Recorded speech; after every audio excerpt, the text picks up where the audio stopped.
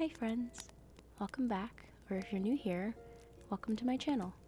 I'm Kenzie, and today I'll be reading Reddit stories from people who believe that they saw Bigfoot. This first story comes from user Mr. Sand King. My Bigfoot story. I was about 25 at the time, and it happened on a logging road just outside of Eugene, Oregon. It was about noon, and one of my friends wanted to go trash his truck 95 F-150 on the gravel road that goes up this hill.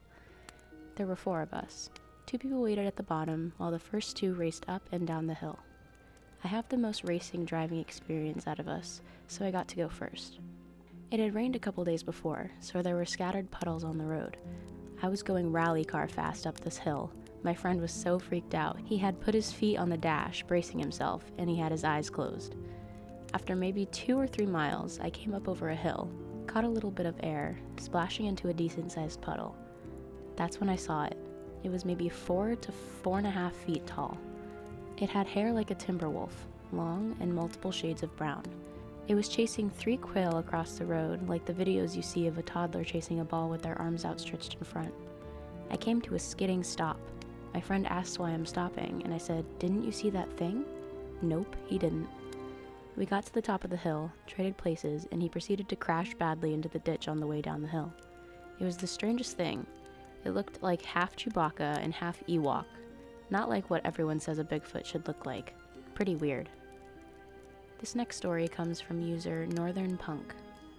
My personal Bigfoot story. A bit of context. I spent 10 years of my youth homeless, drifting across Canada, hitchhiking and riding freight trains across every province.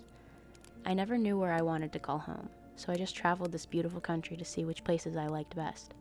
I have many years of experience with trapping and wilderness survival, so being stranded in places has never been an issue for me. This particular story happened in the summer of 2013. I was hitchhiking out of Williams Lake, but it was getting late and I was having a hard time getting picked up on a small shoulder at the edge of town, until one man pulled over and said, "I can't drive you very far, but there's a roadside rest stop a few kilometers down the highway, and I think you might have better luck there." I agreed. The man drives me to the rest stop, and from there, I pull out my cardboard sign that says East in big, bold black Sharpie. I stood there for a couple hours to no avail, until it finally got too dark, and obviously your chances of being picked up at night are very slim. I decided to hike off into the woods to set up my tarp and sleeping bag, and my plan was to sleep through the night, and in the morning, I would walk back to the highway and try again. So there I go, flashlight in hand, walking into the bush off the highway. So I hiked about 200 to 250 meters into the bush off the highway, so that some of the sound of the traffic wouldn't be so deafening. I set up my tarp in an A-frame configuration between 2 trees, tarp draped over a tight line of paracord and pinned down with tent pegs. This has been my go-to shelter for many years. It was around 11 p.m., now pitch black outside. I didn't bother to get a fire going because I was exhausted from walking all day with my 30-pound backpack. I crawled into my sleeping bag, and I was out like a light. In the middle of the night, I awoke to tree branches cracking all around me. Big branches. Whatever it was big, and I heard heavy panting/breathing, but the scary part is that it sounded like a human breathing, and very close, right outside my tarp. I thought it might have been a bear, but in my mind, there was no way it was a human because I was in a pretty remote area, and it was like 3 a.m. Super unlikely it would be anyone deliberately trying to mess with me. And there were no cars parked at the roadside turnout parking lot earlier that night when I retreated into the woods. I am positive nobody saw me walk into the woods. I was paralyzed with fear and laying perfectly still holding my knife and my flashlight, which was turned off. The next thing I know, a huge log gets thrown and collapses my entire tarp on top of me. I started screaming as loud as I could and climbed out with my knife. I lit my flashlight and whatever it was ran off into the bush, and I never got a good view of it, but all I could see were very tall bushes being rattled as it took off into the woods.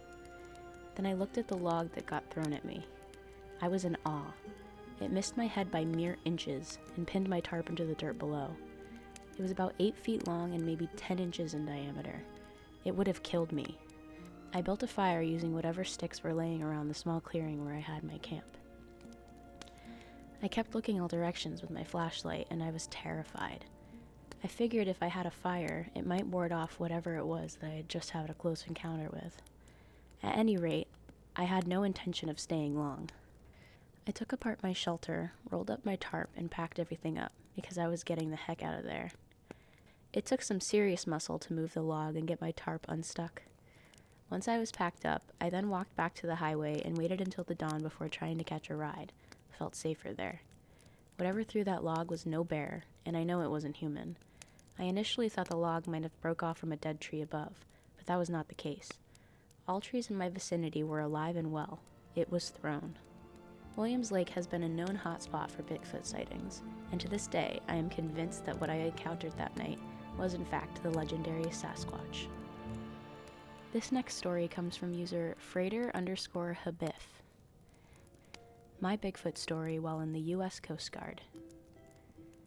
I was a young Coast Guardsman, about 20 years old, back in 1981. Our boat was the Coast Guard cutter Sumac, stationed out of St. Louis, Missouri. It wasn't a cutter. It was a river-going tugboat with a buoy tender barge on the front for buoy operations, red nuns, and black cans. At the time of the incident, we were heading back upriver to St. Louis from a week of setting buoys starting at the Ohio River. What a fun job that was. Back-breaking, but a good workout for a young man like myself. When we finished our daily aids to navigation ops for the day, we'd simply push the barge onto any bank and tie off to a big tree for overnight makeshift mooring. A group of us would always leave the boat for a couple hours and explore the area for anything unusual, or more often, lonely women looking for a fling with a coastie, lol. The place where we had moored was next to railroad tracks leading to and from St. Louis, on the Missouri side, probably 20 to 30 miles south of St. Louis. We put down the gangway and strode onto the woodsy land, about 4 of us. There were river bluffs beyond the railroad tracks, and what looked like a few caves for us to explore. It was otherwise inaccessible from anywhere but the railroad tracks and the river. We walked about 200 feet into the meadow/hollow when we heard an ear-piercing scream from our left. It was so loud we just froze in place. It was directed at us. One of my shipmates said it must be a screech owl, but I've listened to recordings of screech owls since then, and that scream was no screech owl. It was guttural and booming, bone-chilling loud, so much so that we could feel it inside our bodies. We turned around and went back to the boat. The scream unnerved us. I didn't know anything about Bigfoot back then. I believe now that I've heard other Bigfoot encounter vocalizations that we had happened onto a Bigfoot lair in that cave system just south of St. Louis, and I'll bet they still use that cave to this day. It provides a great hideout for them, and it's completely cut off from any human trespassing, except by boat. And that's all the stories I have for today. If you like this video, feel free to leave a like and subscribe so you know when I post next. Put your paranormal stories in the comments and I'll possibly read them in a video. I'll see you guys next time. Bye.